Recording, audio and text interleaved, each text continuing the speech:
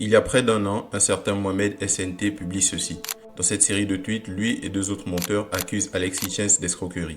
Le post devient viral, cumulant plus de 5 millions de vues.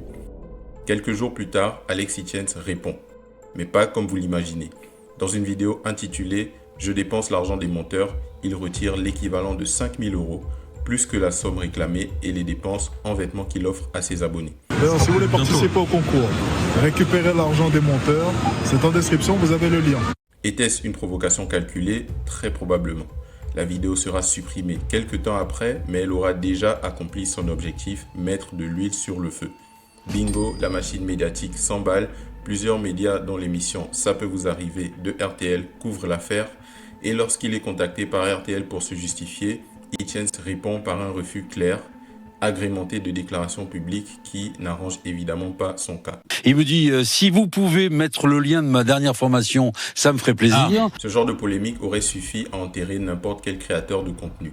Mais Alex Hitchens n'est pas n'importe qui. C'est comme si chaque scandale le rendait plus fort, un peu comme un Saiyan qui gagne en puissance après chaque combat. Dans son univers, la controverse n'est pas une menace, c'est un outil. Chaque provocation, chaque mise en scène est pensée pour maximiser l'impact médiatique. Et il le sait, le scandale attire l'attention, alimente les médias et crée un nouveau public à chaque fois. Dans ce jeu, il n'est pas le seul. Sa stratégie rappelle celle de figures comme Jake Paul, Tai Lopez ou encore Andrew Tate. Mais là où Tate frappe par sa brutalité, Hitchens se distingue par une mise en scène méthodique, presque machiavélique. Il transforme chaque attaque, chaque accusation en opportunité de grandir et renforcer son personnage. Comment fait-il? Est-ce du génie marketing ou une manipulation froide et calculée? Et surtout, pourquoi est-ce que nous continuons à le regarder même si nous n'arrivons pas à le supporter? Dans cette vidéo, je vous révèle les secrets de la viralité d'Alex Hitchens.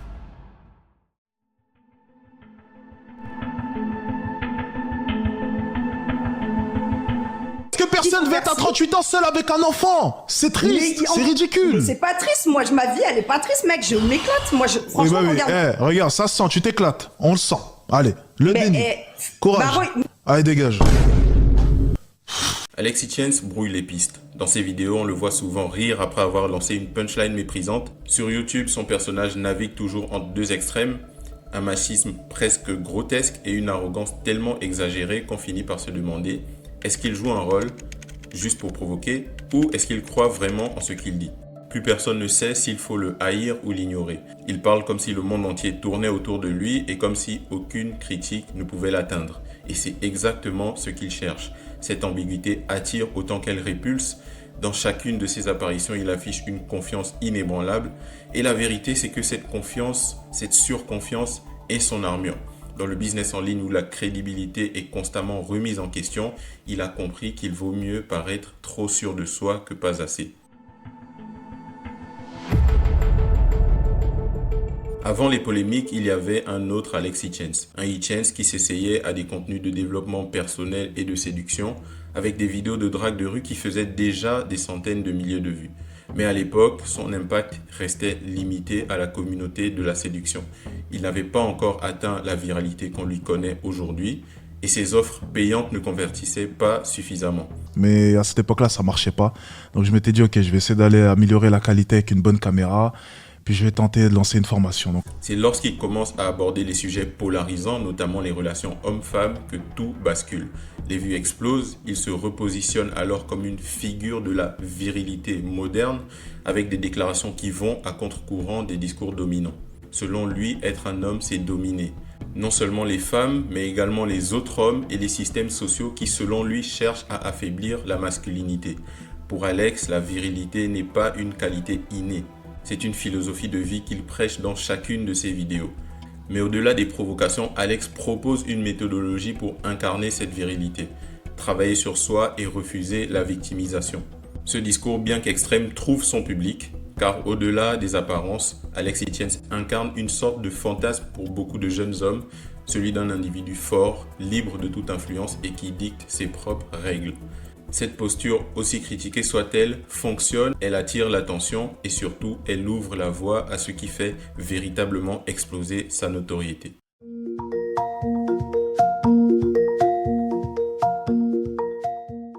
Déjà, je le dis souvent, une femme, après 22 heures, qu'est-ce qu'elle fout dehors? À partir du moment où tu as la force d'un gamin de 11 ans, que fais-tu dehors après 22 heures seul? Cette vidéo, vous l'avez sûrement déjà vue. Elle a explosé sur les réseaux sociaux, suscité un déluge de réactions sur TikTok et même fait les titres de plusieurs médias. TPMP, Combini, BFM TV, Le Figaro, 20 minutes et j'en passe ont tous repris la polémique. Cette vidéo est devenue virale et a donné naissance à l'une des plus grosses tendances du TikTok FR. Mais que se passe-t-il lorsqu'on écoute cette vidéo dans son intégralité? Alexis Etienne a une stratégie bien rodée, commencer par la conclusion choc et n'introduire le concept qu'après. Ce qui fait ici s'inspire d'un principe décrit dans Made to Stick, Ces idées qui collent de Chip et Dan Heath, le concept de la surprise. Je cite, « Commencer par une déclaration choquante capte immédiatement l'attention. Le contexte fourni ensuite est souvent ignoré, mais il sert à protéger son discours pour les spectateurs qui creusent plus loin. » Dans cette vidéo, il l'ouvre avec une phrase volontairement provocante. Une femme, après 22 heures, qu'est-ce qu'elle fout dehors? À cet instant, les réseaux sociaux s'enflamment, mais lorsqu'on prend le temps d'écouter, on comprend rapidement qu'il ne dit pas que les femmes ne devraient pas sortir après 22 heures. Le monde que vous espérez n'existera jamais. L'être humain ne changera pas. Le monde restera ainsi. Alors, fermez-la, arrêtez de vous victimiser et commencez déjà par vous protéger. Ça sera un bon début. Parce que essayer de changer les mentalités, bonne chance. Il met simplement en garde contre un danger potentiel et invite à une forme de pragmatisme, tout en dénonçant l'utopie d'un monde parfaitement sécurisé. Pourquoi fait-il cela? Parce que c'est exactement ce qui garantit que ces propos seront sortis de leur contexte et deviendront viraux. C'est une mécanique qui garantit deux choses. Premièrement, les médias et les réseaux sociaux relaient le choc initial, des propos qui semblent paternalistes, voire misogynes lorsqu'ils sont sortis de leur contexte. Et deuxièmement, son noyau de fans trouve une justification logique en écoutant l'intégralité. Remis dans leur contexte, ils proposent simplement une critique sociale et invitent à plus de prudence. Ce contraste entre provocation et logique est sa signature. Alex maîtrise parfaitement l'art de créer un débat autour de lui. Les réactions outrées alimentent sa viralité. Et comme si cela ne suffisait pas, ces réactions déclenchent souvent des tendances virales qui lui assurent une portée démultipliée. On compte 40 000 publications sur le hashtag Alexis Etienne rien que sur TikTok. En comparaison, c'est plus que Yomi Denzel et pourtant Yomi a 4 fois le nombre d'abonnés d'Alexis Etienne. Cela prouve la capacité d'Alexis Etienne à faire parler de lui au-delà de sa sphère d'influence.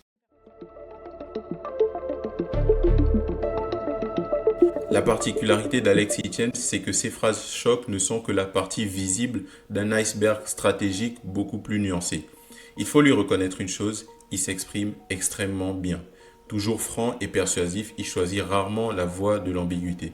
Même lorsqu'il pourrait se protéger derrière des sous-entendus, il préfère jouer carte sur table, quitte à polariser davantage son audience. Prenons l'exemple de son affrontement avec Carla, influenceuse féministe suivie par près de 400 000 personnes sur TikTok, qu'il a invité à débattre en live. L'idée d'inviter une contradictrice à un débat public aurait pu sembler risquée, mais pour Alex, c'est un coup marketing réfléchi. Il crée du spectacle grâce à l'opposition. D'un côté, les fans d'Alex veulent le voir triompher, de l'autre, ses détracteurs qui le détestent souvent pour ce qu'ils pensent savoir de lui via des extraits sortis de leur contexte, veulent le voir se faire remettre à sa place. Et donc cette dynamique attire deux types d'audience, augmentant ainsi son influence quelle que soit l'issue. Le débat n'est pas juste un échange d'idées, c'est un drama en temps réel. Un véritable combat de boxe dans lequel les coups de poing sont remplacés par des arguments. D'ailleurs, le combo titre miniature de la vidéo est volontairement sélectionné pour caractériser le conflit. Le titre ne dit pas « Je débat avec Carla », le titre dit « Une féministe m'agresse en plein live ». Les autres vidéos du même type, c'est « La journaliste Carla de retour pour un round 2 »,« J'affronte ma pire ennemie » avec le VS qui sous-entend une grosse bagarre et le Peggy 18 qui laisse penser que ce sera tumultueux, ou encore j'affronte Shelly en live avec des flammes en fond et Shelly qui a un regard noir comme si elle était prête à en découdre. Ces live débats, au lieu de calmer la polémique, la ravivent et lui permettent d'exister sur plusieurs fronts, TikTok, YouTube et même dans les articles d'opinion. Notons que lors du débat, Alex ne cherche pas nécessairement à convaincre son opposante, mais à démontrer une chose, sa capacité à défendre ses idées avec calme et assurance. Cela renforce l'image d'un homme sûr de lui, un trait que même ses adversaires finissent parfois par respecter. À la fin de la vidéo avec Shelly, malgré son opposition, Shelly concède une chose. Il y a des choses qui se tiennent. Des choses qui se tiennent, que je suis d'accord avec toi. Je trouve que même c'est bien ce que tu dis, mais t'as des choses qui blessent. Et moi, je suis pas d'accord de blesser les gens. Tu sais comment je suis? Elle est d'accord avec ce qu'il dit, mais elle n'est pas d'accord avec la manière dont il le dit. En termes de persuasion, c'est un tour de force énorme puisqu'Alex a réussi à démontrer que même ses détracteurs les plus farouches finissent par être d'accord avec lui sur le plan des idées.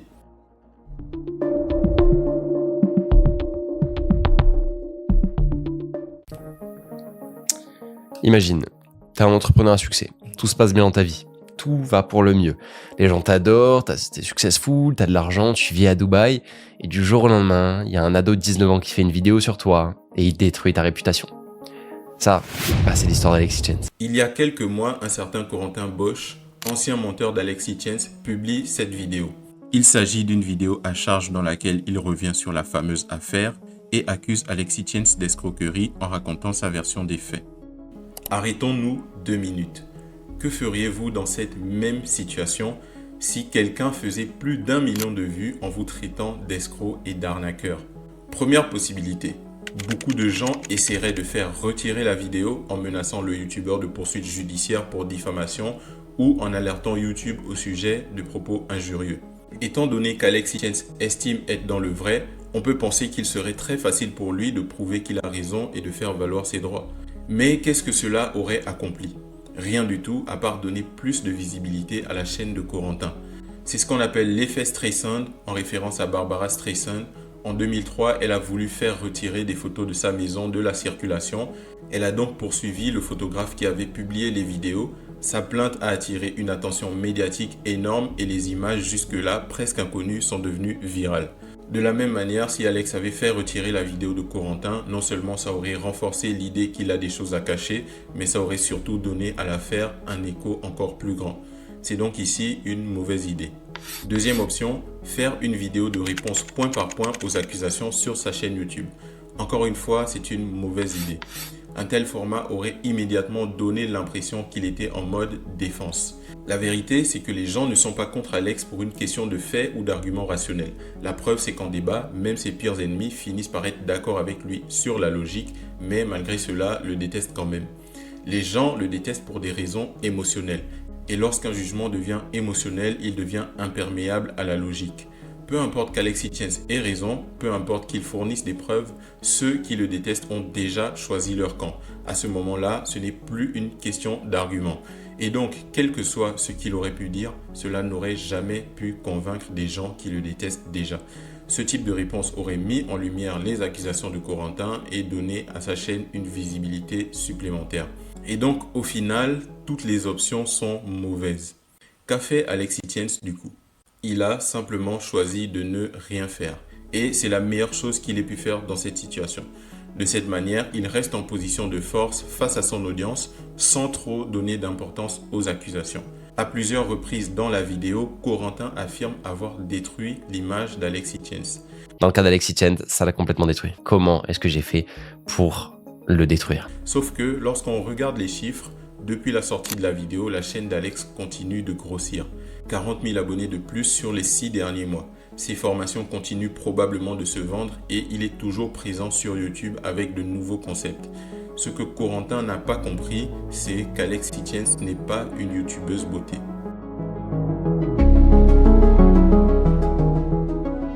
Une deuxième journée de garde à vue débute pour l'un des youtubeurs français les plus suivis. Sur la plateforme, Norman Tavo cumule plus de 11 millions d'abonnés.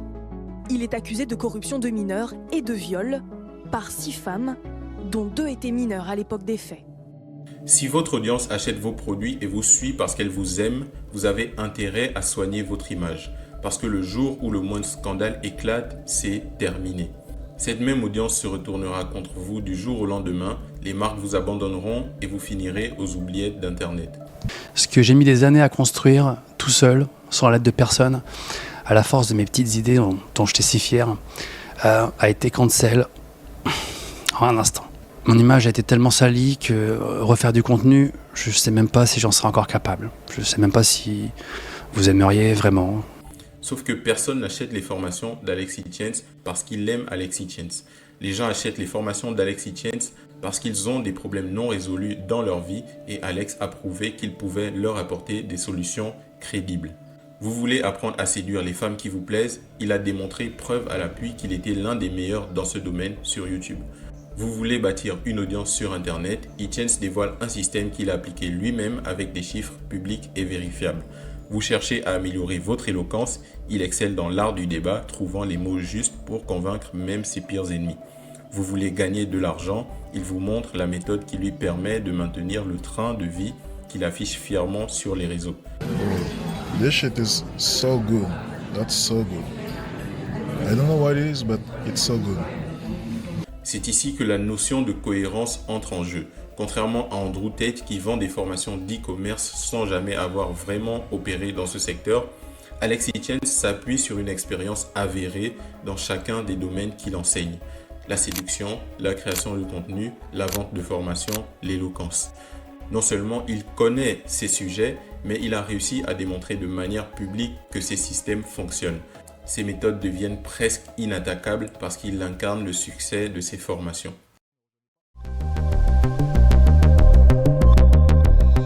Une autre démonstration de force, c'est qu'il n'essaie jamais de vous convaincre d'acheter ses formations. Il vous dit simplement ce que vous avez besoin de savoir sans insister, pas de pression, pas d'argumentaire interminable. Les gars, j'ai un lien en description, Monadic 3.0. Si vous voulez rejoindre, rejoignez. Si vous voulez pas rejoindre, ne rejoignez pas. Lorsqu'un vendeur est prêt à tout pour vous convaincre, c'est louche et vous vous méfiez. Plus il s'acharne, plus ça sent l'arnaque. Mais là, c'est tout l'inverse. Vous prenez pas, c'est du scam, c'est pas du scam, faites comme vous voulez dans tous les cas. Moi je vis bien, faites ce que vous voulez, mes élèves sont contents. Comme s'il était indifférent à l'idée de perdre la vente. En agissant ainsi, il inverse complètement la logique de la persuasion.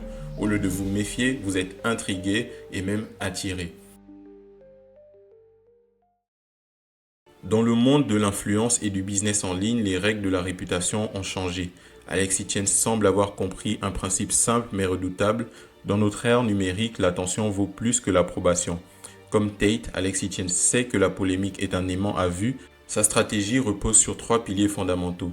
Construire un personnage de virilité moderne qui fascine autant qu'il agace. Provoquer sans retenue au travers de déclarations choc qui captent immédiatement l'attention. Transformer chaque critique en opportunité de croissance et de visibilité.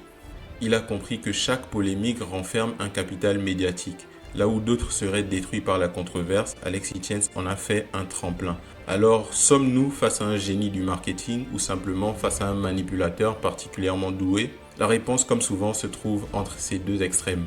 Dans son livre Trust Me, I'm Lying, en français Croyez-moi, je vous mens, Ryan Holiday résume parfaitement cette stratégie en disant « Si vous pouvez manipuler les médias, vous pouvez manipuler le monde. Quand une personne divise les opinions, elle crée un champ de bataille qui attire le regard de tous. » Ce que fait Etienne ici, c'est exactement ça. Il utilise les médias comme un levier pour capter l'attention, et ce, à n'importe quel prix, même au prix de la controverse. Et cette attention devient le pilier de son empire. Peut-on réellement le détester? Certainement. Peut-on l'ignorer? Absolument pas. Une chose est sûre, vous avez un avis sur lui. Et dans un monde où tout le monde cherche à exister, c'est bien la preuve ultime qu'Alexis Thiens a réussi.